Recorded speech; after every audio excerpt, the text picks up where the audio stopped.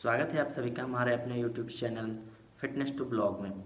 आज जो मैं ये कहानी सुनाने वाला हूँ ये सच्ची घटना पे आधारित है। आप इसे अफवाह या फेक मत मानना, ठीक है।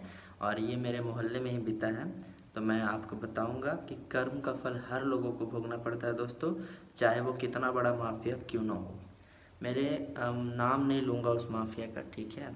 अभी तो बेचारा खुद हारा टूटा हुआ है, मैं उसका नाम नहीं लेना चाहता। बट कुछ भी आप अपने मन से, मैं माफिया ही बुलाऊंगा, ठीक है। अपने मन से आप नाम रख लेना, काल्पनिक नाम रख लेना। बट ये कहानी सच्ची घटना पे आधारित है। तो मेरे मोहल्ले में एक माफिया था। उसका पहले मैं हिस्ट्री बताता हूँ कि करीबन वो 17 साल का था। तो उसने स्टार्टिंग में ही 17 मर्डर किया था। उस टाइम जो है जंगल राज था हमारे बिहार में। स्टार्टिंग में उसने 17 मर्डर किया और 17 मर्डर करने के बाद सारे को रोड पे उसने ऐसे मतलब पसार दिया। और कोई माई का लाल नहीं था उस टाइम बिहार में जो उसका विरोध कर सके। जो उसका विरोध करता था उसको डेफिनेटली मार दिया करता था। फिर 2-3 कारनामा उसने और किया। एक अच्छा खासा डॉक्टर था, एमबीबीएस डॉक्टर उस टाइम में। उसके कनपट्टी पे बंदूक रख करके उसका जो अच्छा घर था, मतलब 3 मंजिला मकान था, बहुत ही अच्छा दिखता था।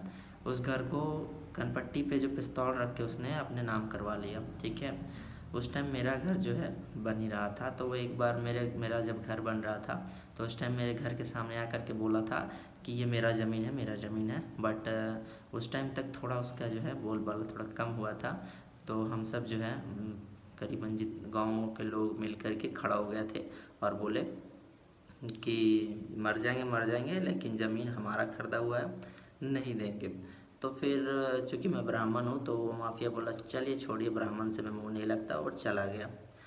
उसके बाद क्या हुआ कि धीरे धीरे करके वो क्राइम वर्ल्ड का बेताज बादशाह बनता गया।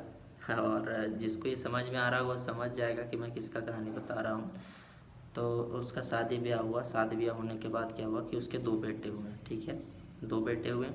दोनों एज यूजल जैसा चल रहा था, क्राइम चल रहा था कि अवैध रूप से ज़मीन पे कब्जा कर लिया करता था वो। किसी का भी ज़मीन कब्जा कर लिया करता था, डरा करके धमका करके। ज़्यादा वैल्यू वाले ज़मीन को मतलब कम पैसा दे करके वो ख़रीद लेता था। तो ऐसा चलता गया। उसके बाद फिर वो अपनी बीवी को जो है मुखिया बना दिया, पोस्ट से खड़ा कर करके।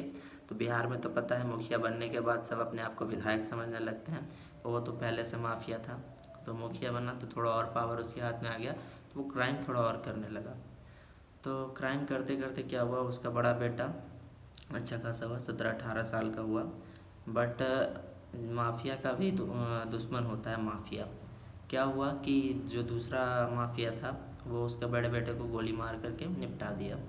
यानी उसके पिता की करनी की सज़ा उसके बड़े बेटे को मिला, ठीक है। यहाँ तक भी नहीं, कर्म का फल सबको भोगना है। कितनों को उसने रुलाया है, कल्टाया है भाई। सुनते जो कहानी है बिल्कुल सही है, ठीक है। मैंने देखा है और मैंने कुछ सुना भी है।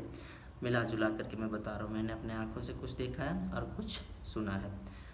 फिर क्या हुआ, उसका बड़ा बेटा मरा। बड़ा बेटा मरने के बाद छोटा बेटा को वो अच्छा सा देखभाल करने लगा, डरने लगा। कहीं भी छोटे बेटे को वो नहीं भेजता था और ना बीवी को भेजता था, मतलब घर में पैक करके रखता था। तो एक दिन क्या हुआ कि छोटा बेटा भी, जानते हो माफिया का बेटा उतना अच्छा खासा नहीं निकलता, ना पढ़ने में निकलता ना कुछ करता है, वो भी माफियागिरी में निकलता है। तो उसका छोटा बेटा भी वही गुंडागर्दी में निकल गया और अपने दोस्तों के साथ किसी को भी मार देना, किसी भी लड़की को उठा लेना, यही सब उसका काम था उस टाइम। क्या हुआ कि उसके ग्रुप में ही जो दोस्त लोग थे, कुछ ऐसे दोस्त थे जो उससे पीड़ित थे। तो सबसे पहले वो दोस्त बने उसके बेटे का। उसके बाद क्या किया कि वो एक धार्मिक स्थल पर टूर करने के लिए गया दोस्त लोग के साथ, उसका बेटा, माफिया का बेटा। तो क्या हुआ कि उसके दोस्तों ने जो है उसको कुछ ऐसा खिला दिया जिससे उसकी मृत्यु हो गई, ठीक है।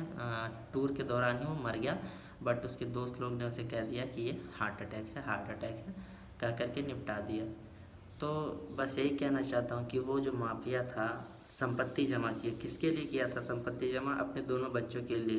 लेकिन दोनों बच्चा था उसका आज मारा गया। कोई नहीं है संपत्ति उसका भोगने वाला। आज वो बूढ़ा हो गया है, एज उसका हो गया है, तो वो रोता है बैठ करके। तो भाई दूसरों को रुलाए हो तो खुद तो रोना पड़ेगा। जब जवानी रहती है, ताकत रहता है, तो आप सब ऐंठते हो और अकड़ में रहते हो। लेकिन एक उम्र ऐसा आएगा जब आपका सारा ऐंठन, सारा आकड़ ख़त्म हो जाएगा और आपको एक एक चीज़ का हिसाब देखने को मिलेगा। इसीलिए सभी से अनुरोध है, या फिर जो माफियागिरी के चक्कर में पड़ना चाहते हैं उनसे अनुरोध है कि ठीक है, आपको 15 साल 20 साल तक कोई हिसाब नहीं होगा, लेकिन जिस दिन हिसाब करेगा वो ऊपर वाला ना, उस दिन आपको न जीने देगा न मरने देगा। ठीक है, इसीलिए गलत रास्ते पे मत जाओ और हमेशा अच्छाई और अपने हिसाब से चलो। उल्टा पुल्टा माफियागिरी मत पढ़ो, पढ़ाई लिखाई करो। ज़रूरी नहीं कि पढ़ाई लिखाई करके आप सरकारी नौकरी लो। पढ़ाई लिखाई होता है व्यवहारिक ज्ञान के लिए और साथ ही साथ अच्छा बर्ताव सीखने के लिए। ठीक है, तो पढ़ाई लिखाई को एक सरकारी नौकरी से जोड़ करके आप मत पगलाया करो। चलता हूँ, मिलूँगा इसी टाइप की कहानी से नेक्स्ट वीडियो में।